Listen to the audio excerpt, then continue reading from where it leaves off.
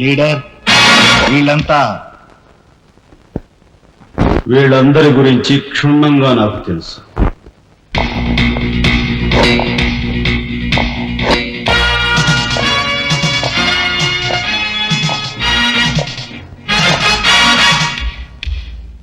నువ్వు director of industries.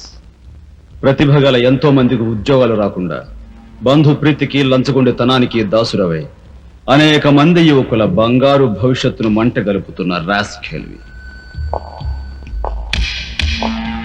నువ్వు employment exchange officer.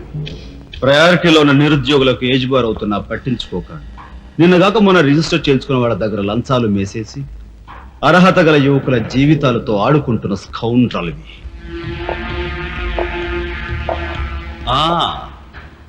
నువ్వు జిల్లా పరిషత్ చైర్మన్. ఎన్నో ఉపాధ్యాయ పదవులు ఖాళీగా పడి ఉన్నా వాటిని ఫిలప్ చేయకుండా అటు నిరక్షరాస్యతకు ఇటు నిరుద్యోగానికి కారకుడు అవుతున్న శాడిస్ట్.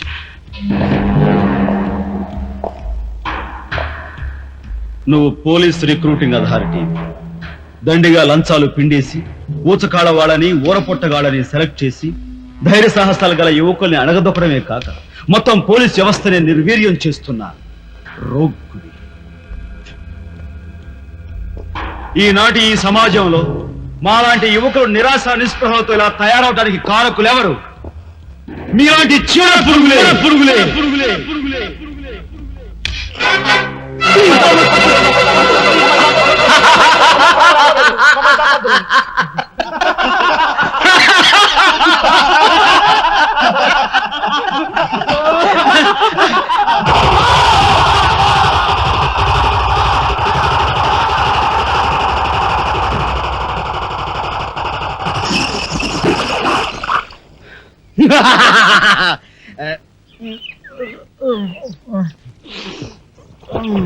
వీడి మొద్దు నిద్ర పాడైపోను. ఇక్కడ కర్ర ఎక్కడ తెచ్చింది? అరే ఊరుకోండి బామ్మగారు, పాపం రాజా పొద్దుపోయి ఇచ్చినట్టున్నాడు, కాసేపు పడుకోనివ్వండి. పొద్దుపోయి రావటం ఎందుకు, పొద్దు ఎక్కదాకా పడుకోవటం ఎందుకు? నీకు తెలవదు, నువ్వు వెళ్ళు.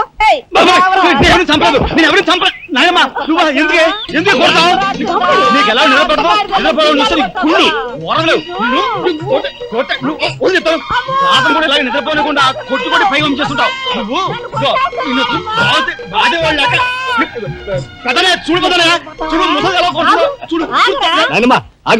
ఏమిటే చిన్నాడితో నీకేమిటి?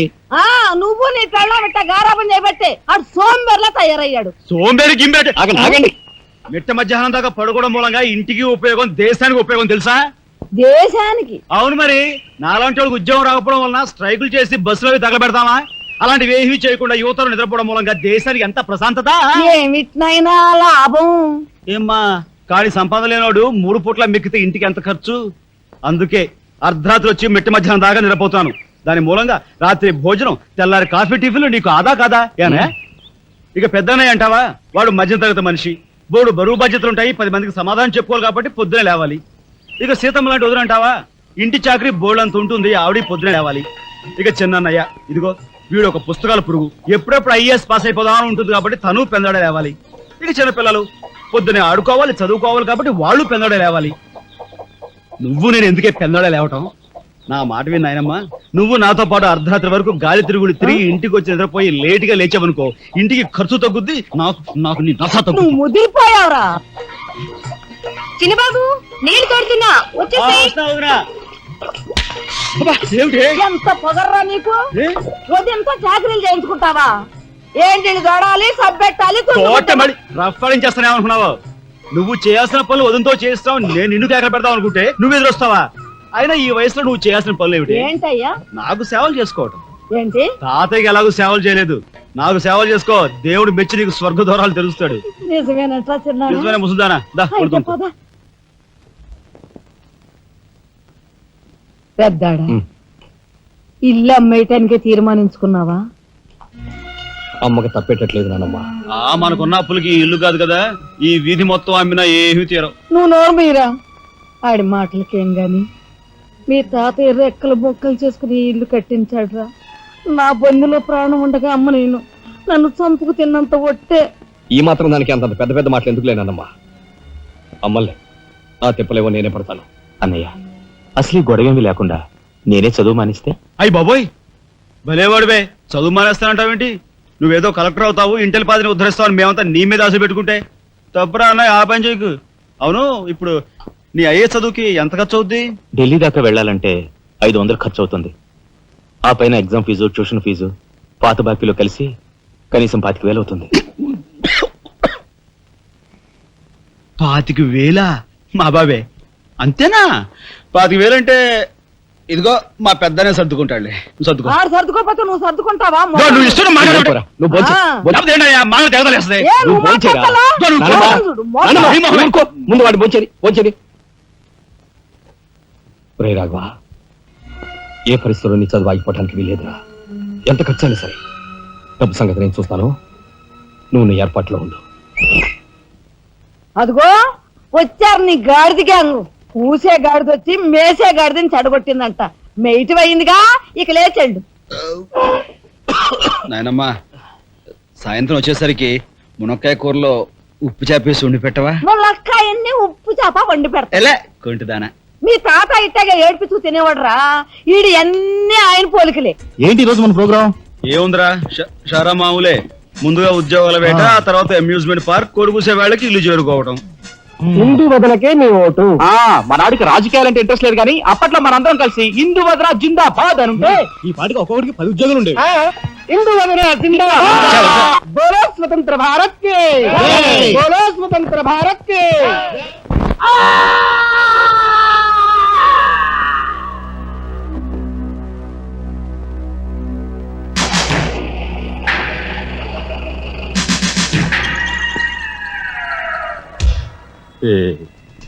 అన్నయ్య చాలా మరగయ్య.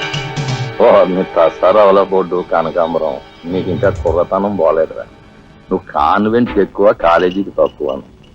చిన్నపిల్లలు బట్టల మీద సిరాజల్లుకున్నట్టు మొహం మీద నెత్తురేంట్రా. చుక్క గోరువెచ్చ నీళ్లు బొచ్చుతో వాళ్ళు తీసుకురా.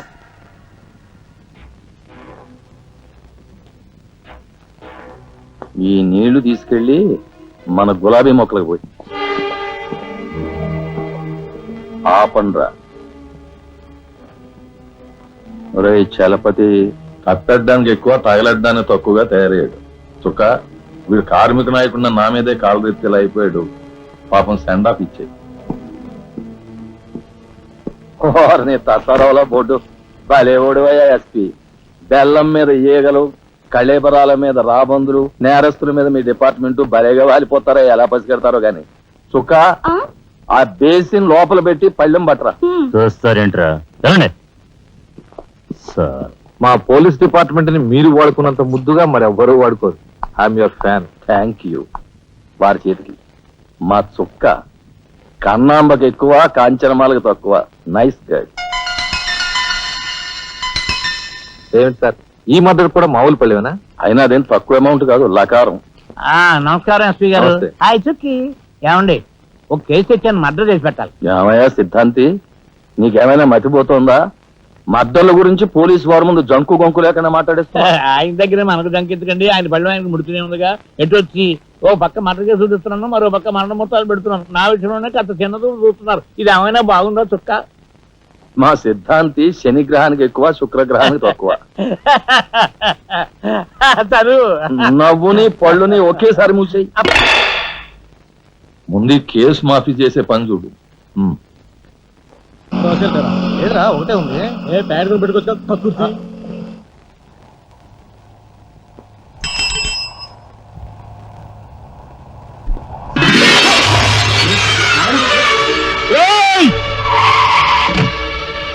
ఏం బాబా, కళ్ళు కనబట్టాలా? కాస్త మనసు చూసుకుని నడుపు కాదు.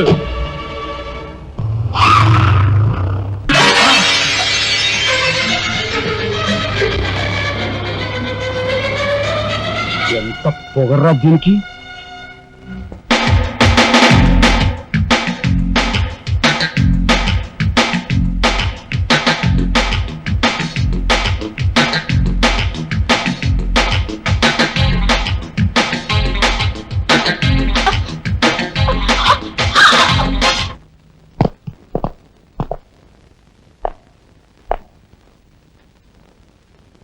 Stop!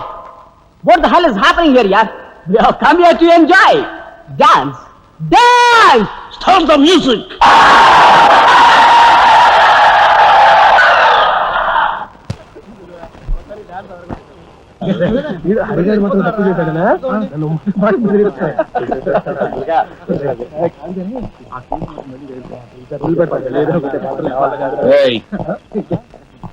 షడబుడ్డి ఏంటి సార్? ఎక్కడి నుంచి రాస్తున్నారు? అమ్యూజ్మెంట్ పార్క్ నుంచి. టికెట్లు ఎక్కడ? టికెట్లు చింపేసి కదండి లోపలికి పంపిస్తారు. ఏంట్రా లాజికల్ మాట్లాడుతున్నావు?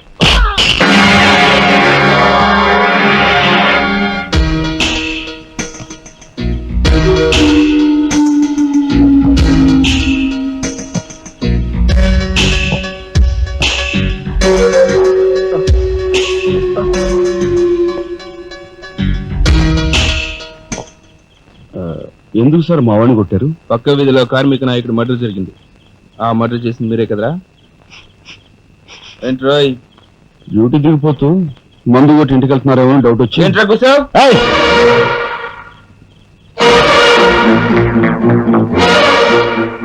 అసలైన నేరస్తులు పట్టుకోవడం చేత కాకపోతే యూనిఫామ్ తీసేసి ఇంట్లో కూర్చో. అంతేగాని రోడ్డు మీద పోయే వాళ్ళని పట్టుకోవాలనుకుంటే ఎవరు ఊరుకోరు.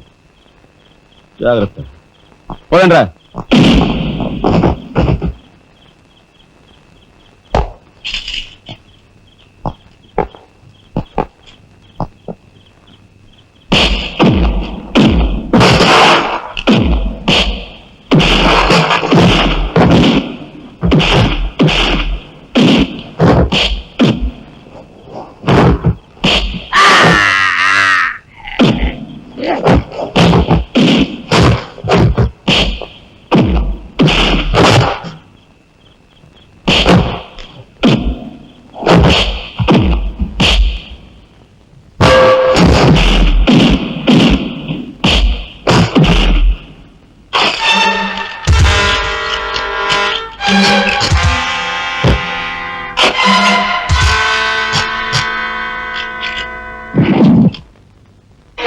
పోలీస్ ఇన్స్పెక్టర్ అయ్యి ఉండి వాళ్ళతో దెబ్బలు తింటాను నీకు సిగ్గులేదు? 24 గంటల్లో ఆ గ్యాంగ్ ని పట్టుకుని పోలీస్ స్టేషన్ లో పెట్టకపోతే నిన్ను మోటర్ చేస్తాను. అండర్స్టాండ్? వాడేదో నీ పోలికలతో పుట్టాడు కదా అని కాస్త గారాబం చేశాను అంతే. నెత్తి నెక్కి కూర్చున్నాడు. హ, ఏ లోకల్లో ఉన్నావో ఏమో. ఆ.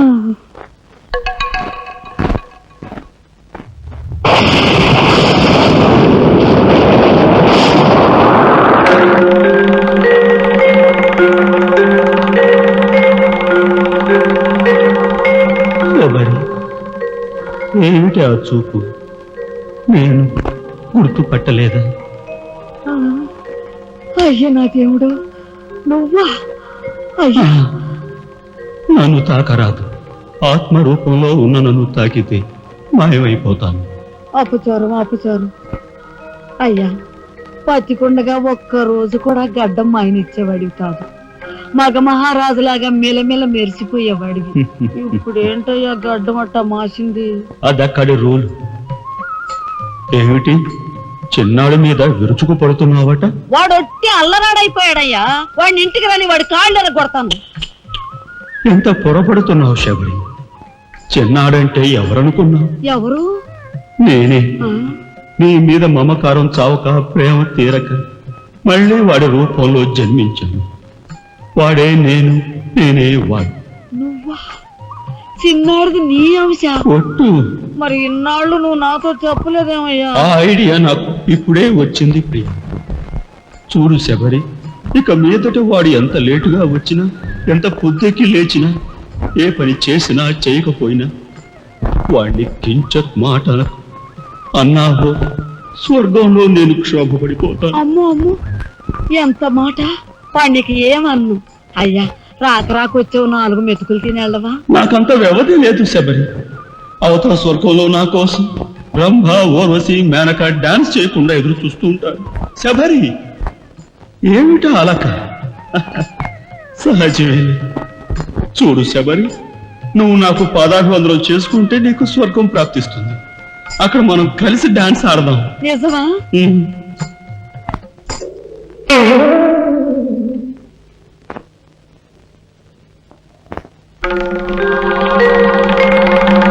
ఏయ్! వస్తున్నా వస్తున్నా వస్తున్నా. తలుపులు బాత్తుడు వినపట్లా? ఏదో లోకంలో ఉండి ఏదో లోకంలో రఫ్ ఆడించేస్తానేమనుకున్నావు? భోజనం చేసావా? ఆ, ఇంకా పడుకోలేదే? నువ్వు వస్తావని. నేను వస్తానని అర్ధరాత్రి వరకు నా కోసం ఎదురు చూస్తుంటే నీ ఆరోగ్యం ఏమైపోతుంది? పడుకో. ఏమిటా చూపు? పడుకో.